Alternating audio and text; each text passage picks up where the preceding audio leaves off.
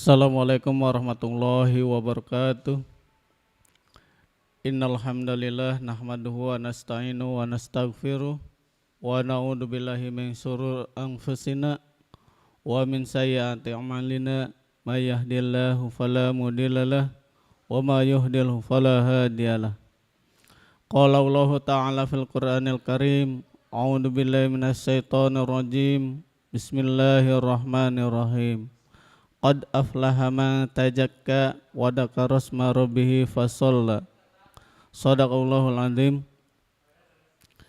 Marilah kita sama-sama panjatkan puji syukur kehadirat Allah Subhanahu wa taala, di mana pada hari ini kita masih dapat bermuajahah dalam rangka mengkaji ayat-ayat Allah. Baik, untuk hari ini kita akan mengkaji tentang kajian Al-Quran yang bertemakan tentang tazkiyatun nafas atau mensucikan diri, yang akan disampaikan oleh Al-Ustadz Al-Mukarram Al-Hafidz Cecep Alawi. Untuk itu marilah kita sama-sama mendengarkan apa yang disampaikan oleh Ustadz Al-Mukarram Al-Hafidz Cecep Alawi sebagai narasumber yang kompeten di bidang kajian Islam Al-Quran. Untuk itu marilah kita sama-sama dengarkan yang beliau sampaikan. Kepada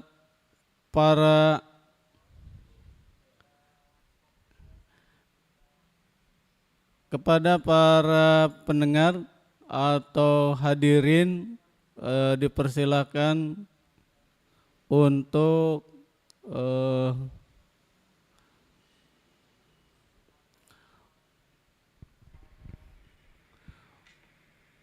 sama-sama mengikuti kajian ini. Baiklah, untuk mempersingkat waktu, marilah kita buka sama-sama dengan baca lafadz basmalah. Selanjutnya kami persilakan kepada Al-Ustadz Al-Mukarram Al-Hafidz Cecep Alawi. Kepadanya kami persilakan.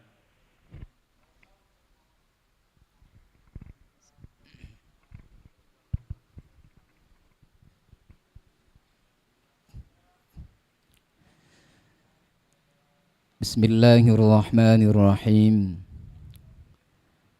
Assalamualaikum warahmatullahi wabarakatuh.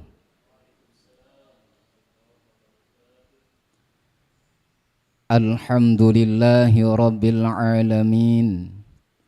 Wassalatu wassalamu ala sayyidil mursalin, Sayyidina wa maulana Muhammadin sallallahu alaihi wasallam wa ala alihi wa sahbihi wa tabi'ina ajma'in, amma ba'du. Hadirin kaum muslimin rahimakumullah, semoga kita selalu ada dalam lindungan Allah Subhanahu wa ta'ala. Pertama-tama, marilah kita sama-sama panjatkan puja dan puji syukur kehadirat Allah Subhanahu wa ta'ala, yang mana telah memberikan kepada kita nikmat, bil khusus nikmat iman dan nikmat Islam. Salawat beserta salam mudah-mudahan selalu tercurah limpahkan kepada junjungan kita Nabi Muhammad sallallahu alaihi wasallam beserta keluarganya, para sahabatnya, umumnya kepada kita selaku umatnya ila yaumil qiyamah. Amin ya rabbal alamin. Hadirin jamaah rahimakumullah, alhamdulillah, kita bersyukur kepada Allah masih diberikan nikmat sehat jasmani, nikmat sehat rohani, sehingga kita bisa melaksanakan aktivitas dan melaksanakan ibadah kepada Allah Subhanahu wa taala. Kita sebagai umat muslim meyakini bahwa nanti kita akan kembali pulang ke kampung asli kita, yakni akhirat. Berbicara pulang, pasti semua merasa senang. Karyawan pulang dari tempat kerja merasa senang. Anak-anak sekolah kalau sudah jam pulang merasa juga senang.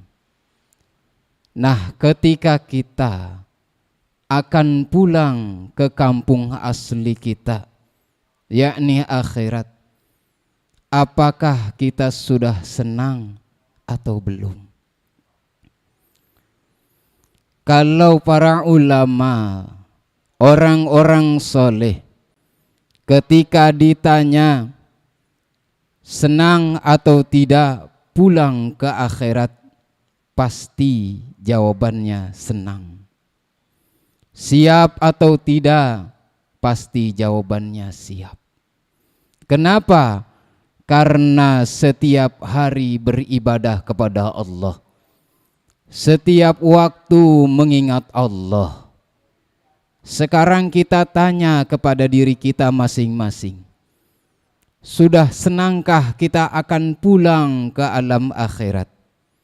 Sudah siapkah kita akan kembali ke kampung asli kita?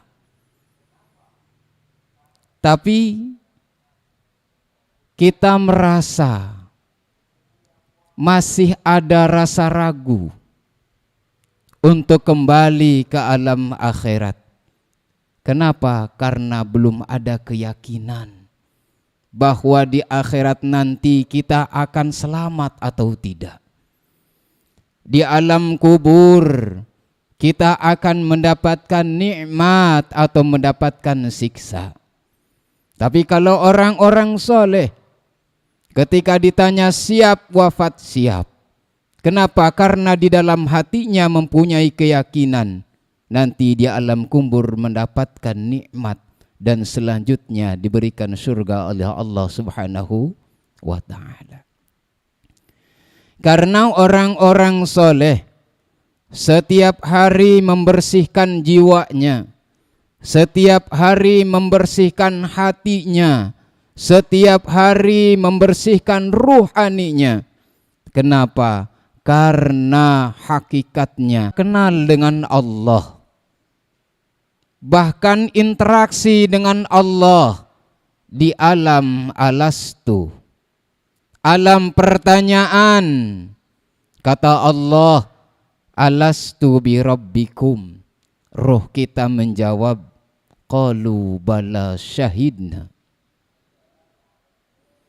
Artinya di alam ruh, di alam pertanyaan, ruh kita ini kenal dengan Allah. Setelah itu ruh turun ke alam jabarut, alam malakut, alam nasut, terus diberikan pakaian, yakni jasad kita. Jadi jasad ini hanya sekedar pakaian ruh yang suatu saat nanti akan dilepas. Contoh, kita pakai baju. Gak mungkin kita pakai baju ini terus menerus. Pasti kita akan lepas. Begitu juga ruh. Ketika ruh diberikan baju, yakni jasad, jasad akan dilepas dari ruh. Maka rugi kalau kita setiap waktu, setiap hari hanya memperhatikan jasad kita, hanya memperhatikan badan kita, tapi ruh kita jarang kita perhatikan. Jasad, badan setiap hari dibersihkan, mandi pakai wewangian, gak mau pakai baju yang jelek, gak mau pakai baju yang sudah lusuh. Tetapi ruh terabaikan. Yang akan kembali menghadap kepada Allah, yakni ruh kita. Jasad asalnya dari tanah, minha khalaqnakum, akan dikembalikan lagi ke tanah, ya nu'idukum. Karena apa? Jasad berasal dari tanah, maka akan dikembalikan lagi ke tanah. Dan yang akan menghadap kepada Allah adalah ruh kita. Ruhani kita yang akan menghadap kepada Allah, yang akan mempertanggungjawabkan apa yang kita lakukan selama hidup di alam dunia. Maka dari itu, marilah kita sama-sama belajar memperhatikan ruhani kita. Jangan hanya memperhatikan jasadiah kita. Jangan hanya memperhatikan hanya jasadnya saja, badannya saja, tapi ruh kita juga harus memperhatikan. Supaya apa? Supaya jiwa bersih, hati juga bersih. Dengan apa? Supaya ruhani kita terjaga, yakni dengan memperbanyak mengingat Allah, berzikir kepada Allah, perbanyak beribadah kepada Allah Subhanahu wa ta'ala. Karena kita sebagai orang mukmin beramal soleh, maka ulaika ashabul jannah, maka kita akan dimasukkan ke golongan ashabul jannah, yakni ahli surga. Hum fiha khalidun, selama-lamanya. Kenapa kita harus memperhatikan ruh kita dengan zikir kepada Allah? Karena di dalam kalbu kita banyak sekali makar. Di dalam Al-Quran, wa makaru wa makarallah wallahu khairul makirin. Di dalam hati kita banyak makar, ujub, hasud, ria, banyak membohongi diri. Kata lisan iya, tapi kata hati tidak. Kata hati iya, kata lisan tidak. Susah untuk menyamakan apa yang diucapkan hati dan lisan sama. Karena hanya kita dan Allah yang tahu, maka kita tafakur menghadap kepada Allah dengan beristighfar. Membaca istighfar, berzikir kepada Allah, belajar ketika kita beribadah kepada Allah disertai dengan keikhlasan. Berzikir kepada Allah membersihkan ruhani kita. Kita belajar dengan ikhlas dan sabar. Ikhlas memang mudah untuk diucapkan, tapi sangat sulit ketika kita melaksanakannya. Itu yang disebut dengan ikhlas. Begitu juga sabar. Tapi kita jangan berhenti untuk belajar ikhlas. Karena semua berawal dari belajar. Setelah kita belajar, insya Allah kita akan bisa. Setelah bisa, insya Allah kita akan menjadi ahli. Setelah ahli, maka kita akan berada di makom ikhlas. Kondisi apapun, keadaan apapun ketika kita beribadah kepada Allah, kita sudah berada di makom ikhlas, maka akan terasa nikmat ketika kita beribadah kepada Allah. Dulu kita belajar naik sepeda sampai bisa. Bahkan ahli sampai ada yang di jempling-jempling. Begitu juga pembalap, gak langsung bisa ngebut, belajar dulu. Nah, kembali ke ikhlas tadi juga seperti itu. Kita belajar pelan-pelan. Minimal ketika kita melaksanakan ibadah, kita tahu kalau kita ikhlas atau belum. Bagaimana caranya? Ketika kita beribadah, kita bisa merasakan kalau ibadah kita, sholat kita ikhlas atau belum ikhlas. Apa bisa kita merasakan itu? Bisa. Apakah kita bisa tahu ketika kita sholat sudah ikhlas atau belum? Bisa. Dengan cara apa? Contoh. Kalau kita sholat berjamaah, biasanya kalau sholat berjamaah yang ada sholat qabliyah dan ba'diyah. Kalau berjamaah di masjid atau di mushola atau di tempat-tempat lain kita biasa berjamaah.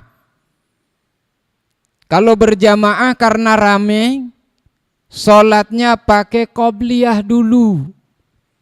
Setelah itu ba'diyah. Sholat qabliyahnya juga lumayan lama. Sholat gerakannya juga pelan. Bacaannya sholli sunnat. Allahu Akbar. Mantap. Kenapa? Karena berjamaah banyak orang. Bacaan rakaat pertama An-Naba. Selesai satu surat, Pak. Luar biasa. Rakaat kedua An-Nazi'at. Tapi giliran sholat sendiri di kamar, boro-boro qobliyah ba'diyah. Sholat yang wajibnya saja bacaannya inna a'tayna dan kulhu. Gitu.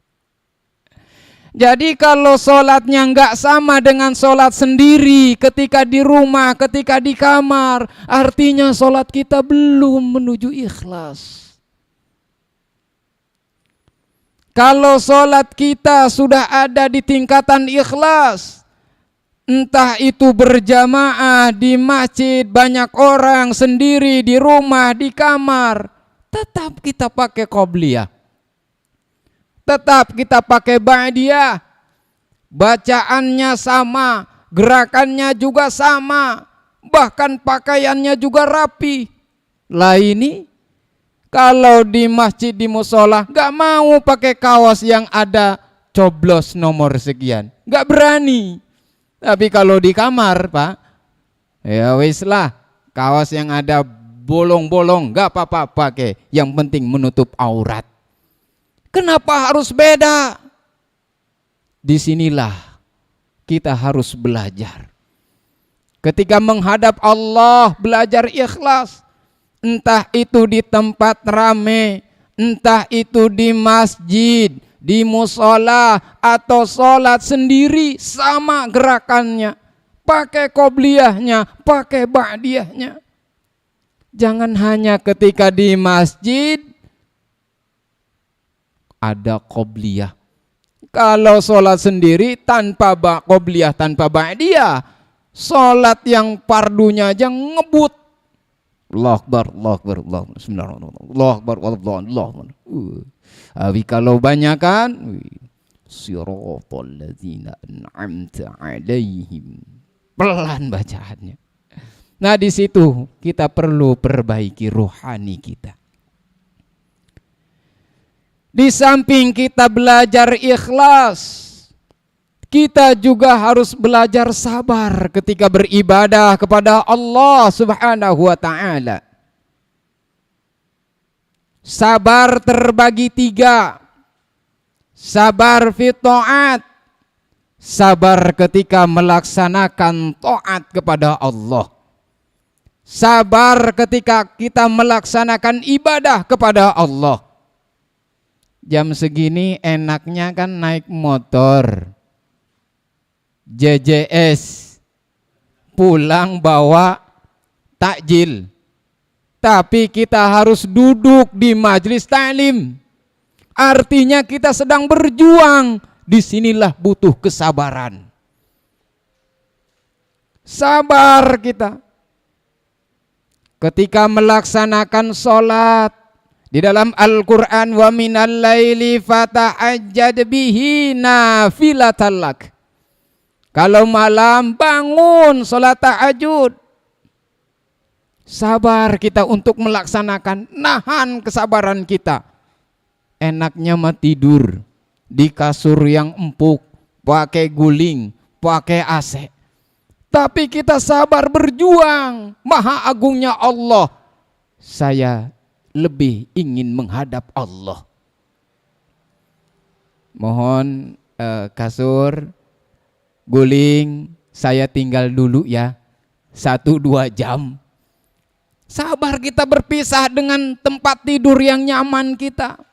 Demi agungnya Allah. Allahu Akbar, sholat tahajud. Masya Allah. Apalagi di bulan suci Ramadan. Di dalam keterangan, sholat 1 kali, misal sholat tahajud, pahalanya diberikan 1000 kali sholat tahajud. Masya Allah. 1 kali hatam baca Al-Quran, pahalanya 1000 kali hatam Al-Quran. 1 kali kita baca tasbih, subhanallah, walhamdulillah, wa la ilaha illallah, wallahu akbar. 1 kali kita baca tasbih, mendapatkan pahala 1000 kali membaca tasbih. Masya Allah. Untung kita baca bismillahirrahmanirrahim 1 kali, pahalanya 1000 kali membaca bismillah. Inilah keistimewaan di bulan suci Ramadan. Kembali tadi sabar. Sabar di dalam melaksanakan taat, ibadah. Wah, kita ini dari pagi setelah sholat subuh nahan lapar sampai maghrib. Sabar. Sabar menahan lapar. Artinya sabar kita di dalam menjalankan taat kepada Allah Subhanahu wa ta'ala. Yang kedua, sabar fil maksiat. Sabar ketika kita menahan kemaksiatan. Di depan kita ada kemaksiatan, kita tahan. Kita hindari, kita jauhi, artinya kita sedang sabar melawan kemaksiatan. Kenapa? Karena sabar itu ada yang muktasab, ada yang ghair muktasab. Ada yang kita kerjakan dan ada yang tidak kita kerjakan, tapi kita harus sabar. Yang kita kerjakan tadi sabar fi ta'at, kita berangkat sholat, kita berangkat ngaji, kita berangkat ke majelis ta'lim, kita berangkat untuk baca Al-Quran.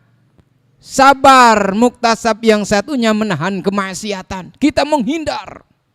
Oh, di sana ada kemaksiatan, pergi kita, jauh menghindari. Yang ketiga, sabar ghair muktasab. Tanpa kita kerjakan tapi kita harus bersabar. Yakni sabar fin nasib. Sabar dengan nasib. Sabar dengan ketentuan Allah. Kita diberi sakit, sabar. Memang sabar itu pahit. Tapi dari buah kesabaran kita akan mendapatkan kenikmatan yang luar biasa. Maka dari itu, ayo kita sama-sama meningkatkan kualitas ibadah kita kepada Allah Subhanahu wa taala untuk bekal kita menghadap kepada Allah. Karena tadi ruh kita yang akan menghadap kepada Allah Subhanahu wa taala. Aslikan kembali ruh kita kenal dengan Allah. Karena aslinya itu ruh kita kenal dengan Allah. Jangan karena terhalang oleh jasad, ruh kita enggak begitu kenal lagi dengan Allah. Salat malas, ngaji malas, ibadah malas, baca Quran malas, istighfar juga malas. Terhalang oleh jasad, rugi kita. Tadi jasad itu hanya sekedar jasad, akan kembali ke tanah, ruh yang akan menghadap kepada Allah. Semua akan ditanya oleh Allah. Bahkan bukan hanya kita sebagai hamba Allah, umat Nabi yang ditanya. Nabi pun ditanya oleh Allah perihal tablighur risalah. Walanas'alannal ladzina ursila ilaihim walanas'alannal mursalin.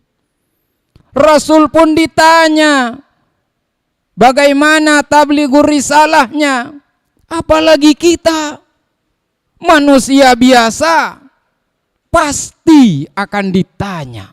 Semua akan ditanya.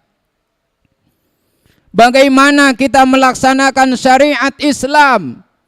Sudah betul atau tidak?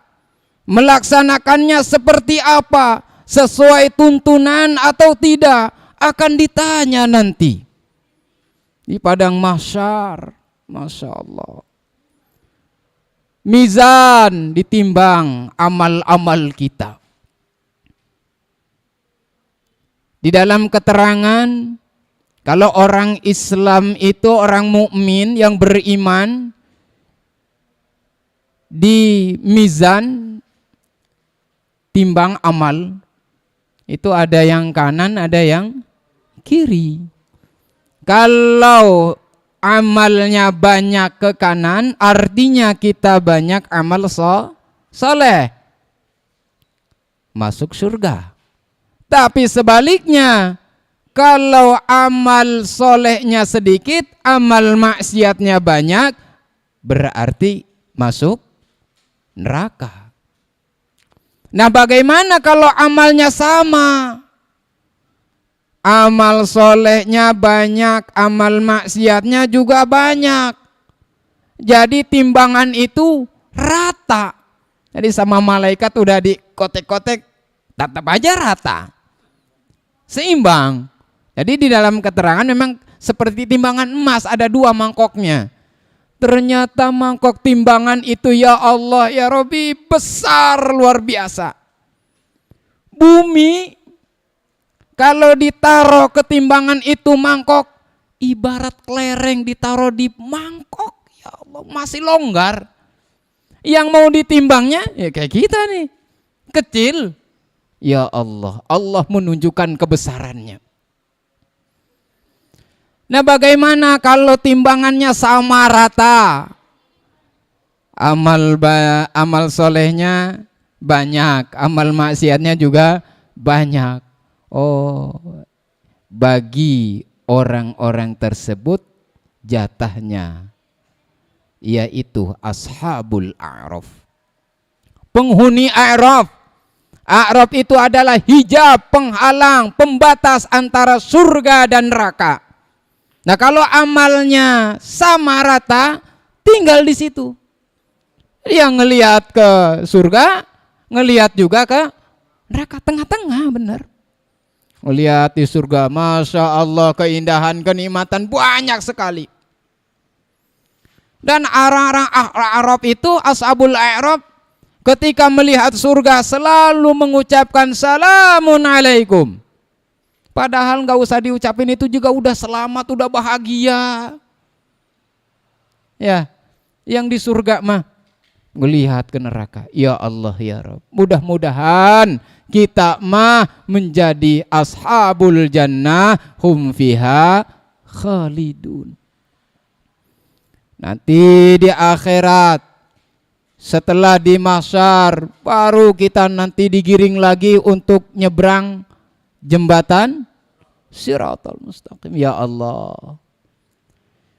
Di dalam riwayat saking kecilnya jembatan diibaratkan rambut dibelah 7, tajamnya luar biasa. Apakah terlihat oleh kita jembatan seperti itu? Apakah kita bisa melihat jembatan itu? Dipaksa semua harus nyebrang. Ya Allah, ya Rabbi. Kiri, kanan, bawah api, belakang api. Bahkan warna api itu bukan merah lagi. Ada yang hitam, putih, saking panasnya luar biasa. Itu kan kayak kompor gas juga, kalau panas jadi biru. Oh, saking kencangnya. Masya Allah. Ternyata ketika nyebrang jembatan Shiratal Mustaqim, banyak hamba-hamba Allah ketika nyebrang jembatan Shiratal Mustaqim ibarat kilat. Secepat kilat nyampe. Ada yang seperti burung yang terbang. Ada yang lari cepat. Ada yang jalan santai. Ada juga yang merangkak. Ya Allah, ya Rabbi. Nah, inilah yang menjadi renungan kita. Kok bisa ketika nyebrang jembatan Shiratal Mustaqim ngerangkak? Padahal dia beriman. Dia beribadah, salat, puasa, zakat, dan yang lain-lainnya. Tapi merangkak, kok bisa? Ternyata orang tersebut ketika hidup di alam dunianya melaksanakan ibadah itu dilambat-lambat. Zuhur, udah waktunya sholat. Datarlah, santai dulu. Zuhur itu bisa jam 1. Itu ngerangkak itu nanti nyebrangnya. Sholat mah sholat.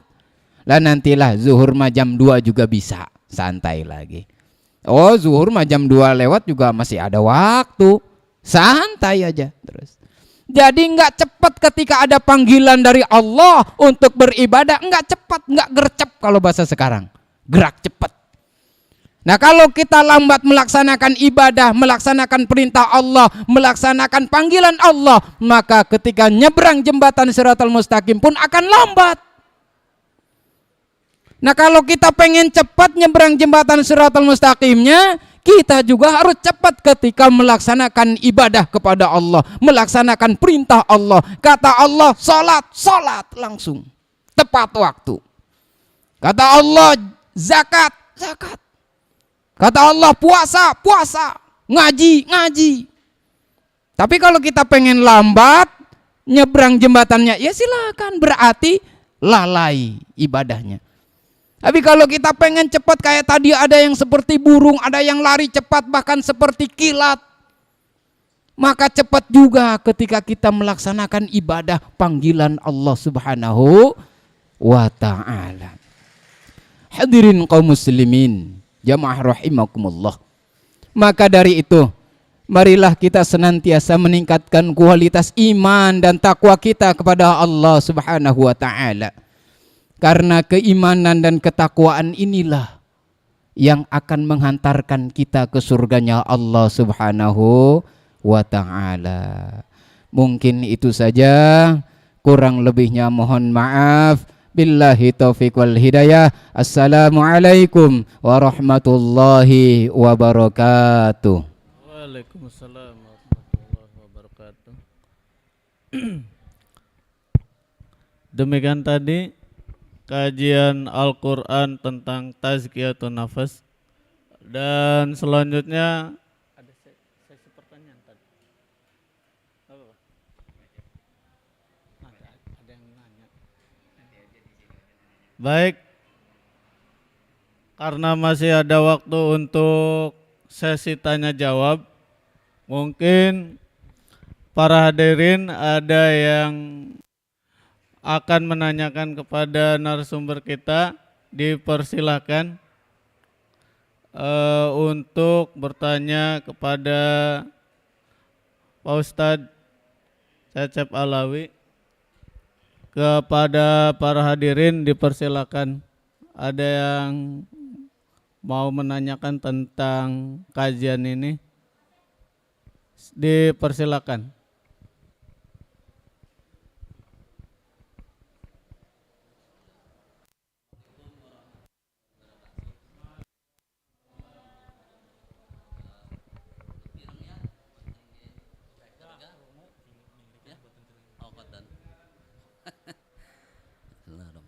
Assalamualaikum warahmatullahi wabarakatuh.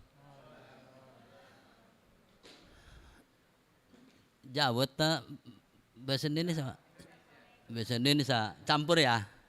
Terima kasih kepada pembawa acara. Alhamdulillah bahwa di bulan Ramadan ini ada tausiah atau pembelajaran yang anggaplah ada apa? Ada ustadznya.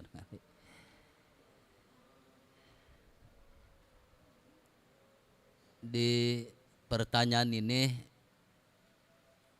mudah-mudahan walaupun tidak ada kaitan yang tadi disampaikan materi gitu, mudah-mudahan ada lah, karena namanya bertanya gitu Pak Ustadz. Pertama, kita belajar, kalau saya pribadi belajar hidup ini masih termasuk sholatnya gitu, terutama baca Al-Quran.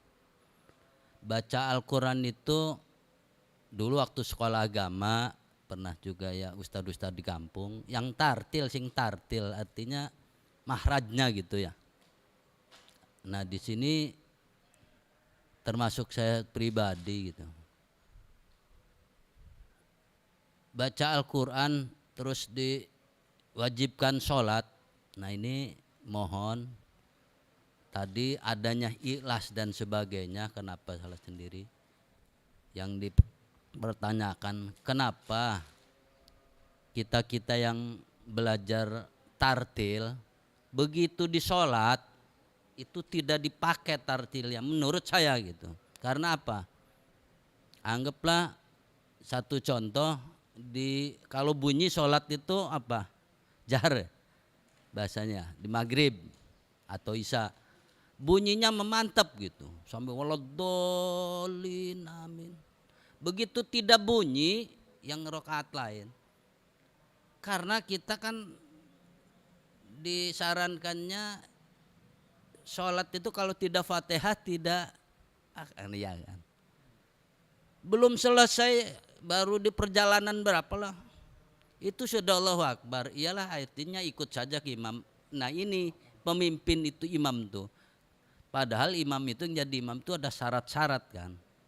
Nah ini bertanggung jawab sampai di mana artinya kan, karena barangkali tidak tartil, anggaplah alhamdulillahirabbil alamin arrahmanir rahim maliki yaumiddin seperti itu gitu tuh. Nah ini mohon mumpung kita yang muda untuk belajar, mau terburu-buru apa sih? Yuk belajar ikhlas, kata Pak Ustadz tadi, ikhlas. Yuk dari belajar, kalau tidak belajar karena tersinggung, disinggung sholat rame-rame mah dia qobliyahnya panjang.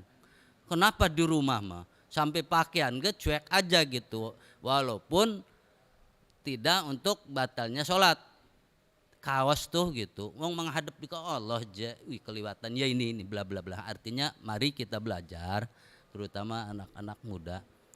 Pertanyaannya lagi, kalau ada semacam demikian tuh siapa tuh Pak Ustadz yang harus ngasih tahu? Ditambahkan lagi ayat yang bunyi, anggaplah kan tartil itu ada ifa, idgham, idhar dan sebagainya bla bla. Ini diterajang gitu Pak. Ditabrak. Contohnya misalkan di batini, padahal ada madgan fi ahtaini takwim, itu diterajangnya fi ahtaini takwim, walaupun betul itu sunnah di dalam sholat. Yang wajib mah Fatihahnya. Toh Fatihah itu Al-Quran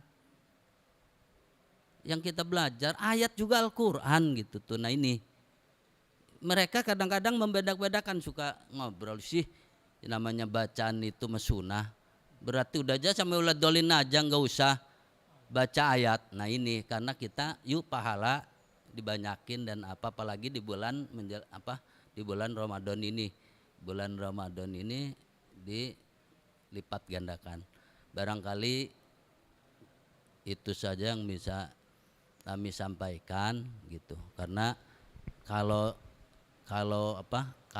bukan dibiarin, termasuk maaf, saya kemarin ada teteh ninggal ikut terawih, waduh sangat enggak ikut gimana gitu, merebetnya gitu Pak Ustadz.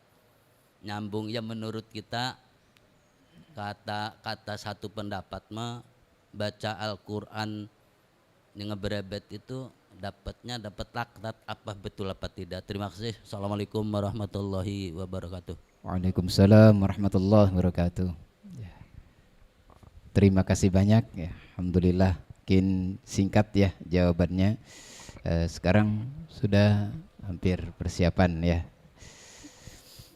Baik, berkenaan dengan bacaan ketika melaksanakan sholat, utamanya yang rukun tadi Fatihah, apalagi bertindak sebagai imam dan bacaan yang lain-lainnya, wajib tartil, wajib sesuai dengan kaidah-kaidah tajwidnya.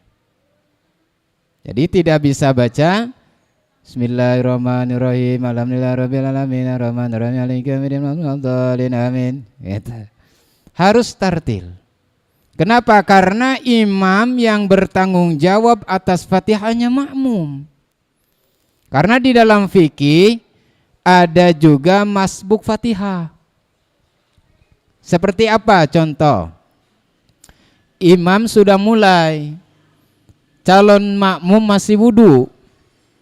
Nah, imam sudah selesai Fatihah, makmum baru masuk ke masjid, siap takbir, imam sudah baca surat, misal suratnya sudah surat Al-Ikhlas.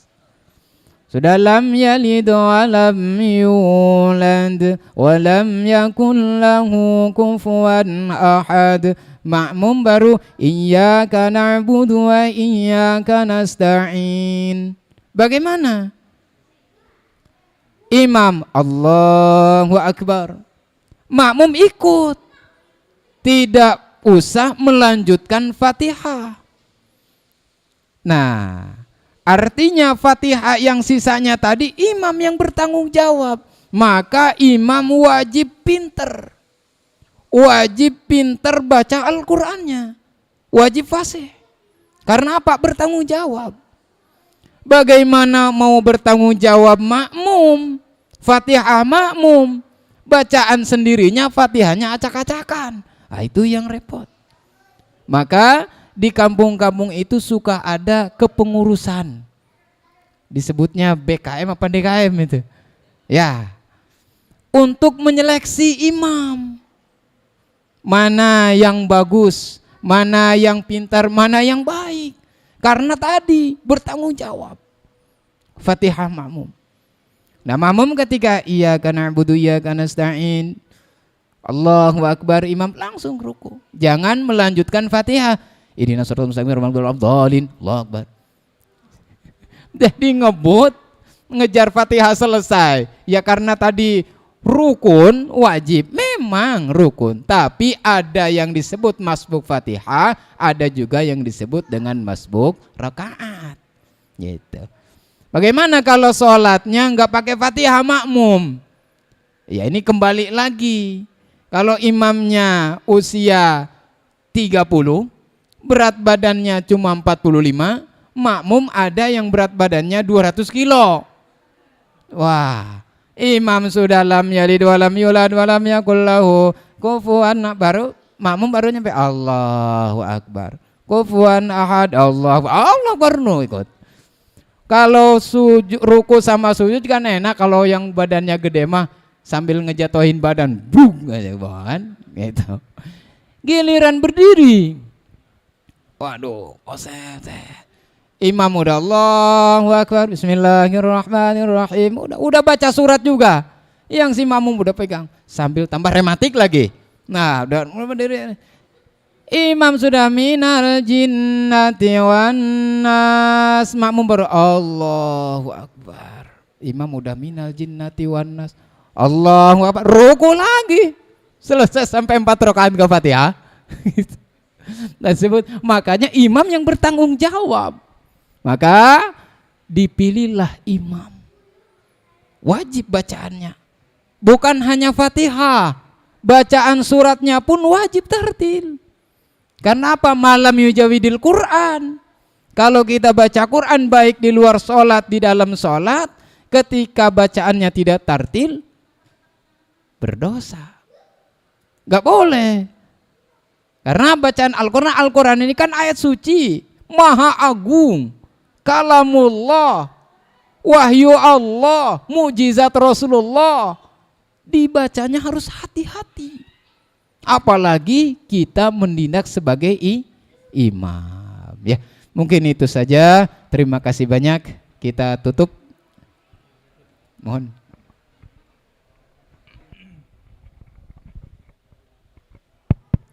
Baiklah, mungkin itu jawaban yang disampaikan oleh Ustadz. Mudah-mudahan menjadikan kita untuk selalu bersemangat thalabul ilmi dan kita mendapatkan ilmu dalam kajian ini. Mudah-mudahan Allah juga memberikan pahala bagi kita semuanya dalam rangka tazkiyatun nafas kita.